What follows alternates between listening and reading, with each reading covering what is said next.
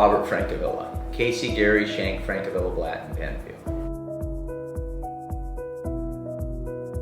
A fella who was up on Otay Mountain Truck Trail with his buddy, and they were riding motorcycles for leisure and just slowly going up this hill. And when you get to the top of it, you can pretty much see the entire world of San Diego and Mexico from this point. It's about the highest and most beautiful lookout point that we have in the city.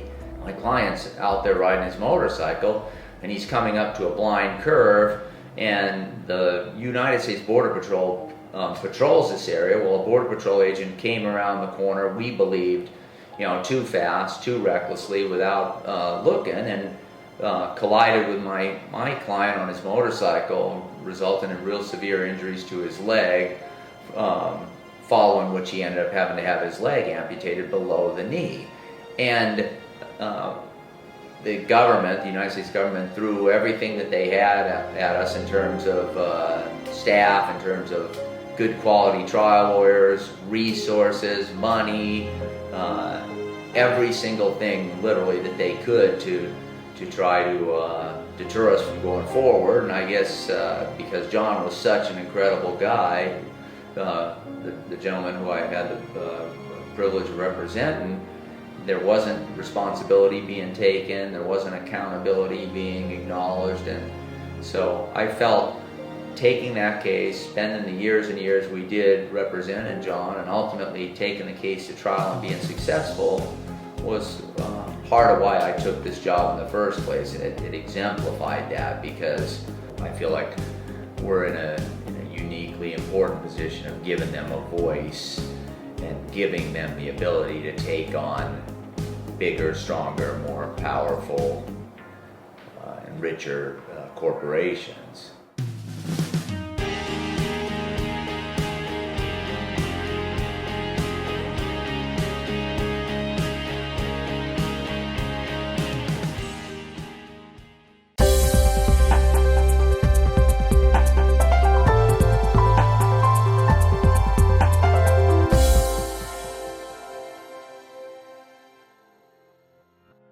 I was president of the Association of Trial Lawyers of America, it used to be called ATLA, and I was vice president the day 9/11 occurred.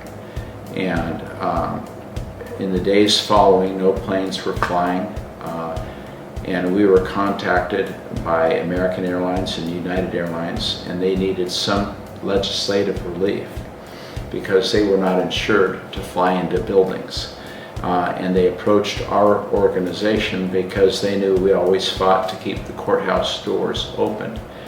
And in the days following 9/11, we came up with an idea that there should be some limited protection for the airlines, but all of the families should be protected. And we came up with the idea of a victims' compensation fund for all the victims of 9/11. And I played a major role in recommending that all of those families be represented pro bono by lawyers throughout the country. And we proposed that idea. It was enacted into law, signed by the President of the United States on the 24th of September, just a few days after 9/11. It's probably the quickest legislation in history. And when I was president of ATLA, we concluded the program. Over 1,000 lawyers volunteered for free to represent victims of 9/11, and we recovered several $billion for them, and they were able to move on in their lives. So, when I reflect back, that to me, it was an opportunity to have a huge impact on a lot of families, and I think it was a wonderful day for the legal profession. It was the largest pro bono program in the history of the United States. So I kind of like a big challenge. Sometimes you win them, sometimes you lose them, but you can really impact society and make a big difference.